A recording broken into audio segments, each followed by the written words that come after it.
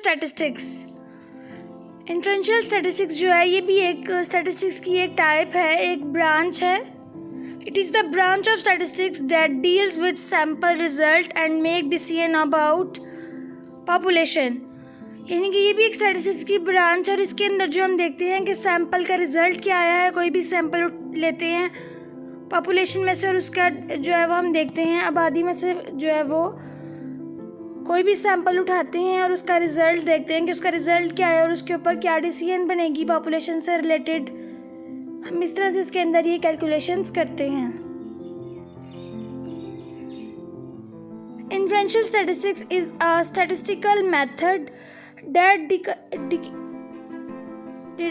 deduce from a small but representative sample the characteristics of a bigger population।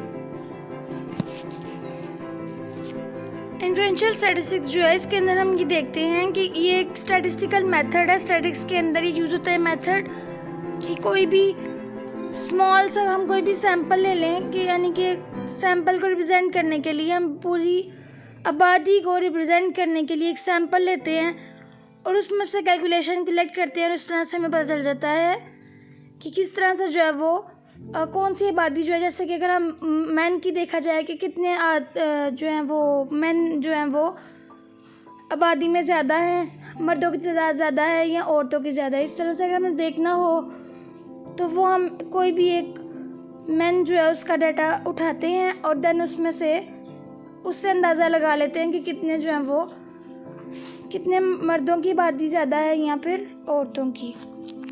In other words, it allows the researcher to make assumptions about a wider group using a smaller portion of that group as a guideline। अगर दूसरे अल्फाज में देखा जाए तो अगर हम देखें कि रिसर्चर जो है वो assumptions वगैरह जो है वो बनाता है अपने एक ग्रुप के थ्रू, और एक ग्रुप में से हम कोई भी एक मेंबर जो है एक पोर्शन एक पार्ट उठा लें और उसको गाइडलाइन वगैरह जो हमें वो एक ग्रुप जो है वो प्रोवाइड कर दे। कोई भी गाइडलाइन किसी भी ग्रुप की छोटी सी कोई भी गाइडलाइन हमें बता दे। इस तरह से जो है वो हम इन्फ्रेंशियल स्टैटिस्टिक्स के अंदर फाइंड आउट करते हैं। इस तरह से चीज़ें हम देखते हैं और कैलकुलेट करते हैं। Inferential statistics use the probability principle to assesses whether trends contained in the research sample can be generalized to the larger population from which the sample originally comes। यानी कि इन्फ्रेंशियल स्टैटिस्टिक्स के अंदर क्या होता है, इसके अंदर प्रोबेबिलिटी इस्तेमाल होती है। प्रोबेबिलिटी का मतलब होता है चांसेस, यानी कि जैसे हम कोई भी डाइस वगैरह या कॉइन है जब हम उसको टॉस करते हैं तो वो चांस पे होता है कि क्या आएगा और क्या, मतलब कि जैसे कि डाइस है उसको भी हम टॉस करते हैं, थ्रो करते हैं, तो हम उसमें देखते हैं कि कभी 6 आ जाता है कभी 2 आ जाता है। यानी कि चांसेस पे होता है कि ये डिफरेंट किस्म के चांसेस होते हैं, उसको हम कहते हैं प्रोबेबिलिटी। और इसको देखते हुए जो है वो सैंपल को रिसर्च किया जाता है और सैंपल को रिसर्च किया जाता है बहुत बड़ी आबादी की तादाद से, और फिर ही जो है वो एक ओरिजिनल सैंपल निकलता है। Next is inferential statistics are intended to test hypothesis and investigate relationships between variables and can be used to make population predictions। Inferential statistics के अंदर जो है टेस्ट किया जाता है हाइपोथेसिस को, यानी कि उसके अंदर देखा जाता है कि किस तरह से डाटा जो है वो लिया जा रहा है। मुख्तलिफ़ किस्म के टेस्ट वगैरह जो होते हैं, इन्वेस्टिगेशंस होती हैं, इन्वेस्टिगेट किया जाता है कि डाटा जो है कहाँ से आ रहा है और किस तरह से उसको देखा जा रहा है और किस एरिया से है, कौन सी जगह है, कौन सा शहर है, कौन सा मोहल्ला। इस तरह से पूरी डिटेल जो है वो देखी जाती है और देखा जाता है कि वेरिएबल के अंदर और जो पॉपुलेशन है उसकी प्रिडिक्शन को इस्तेमाल करते हुए कि उसके अंदर क्या क्या रिलेशनशिप्स हैं, ये सारी चीज़ें जो हैं देखी जाती हैं इन्फ्रेंशियल स्टैटिस्टिक्स के अंदर।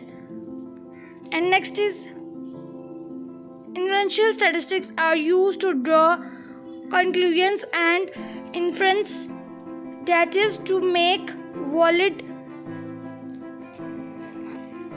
valid generalization from samples. Inferential statistics के अंदर हम generalization करते हैं और हम ड्रॉ करते हैं कोई भी conclusion, यानी कि नतीजा क्या आएगा अगर हमने कोई भी डाटा कलेक्ट किया है, किस तरह से किया है, कहाँ से किया है और किस तरह से जो है वो उसको वैलिड जनरलाइजेशन कर सकते हैं सैम्पल्स के थ्रू. And next is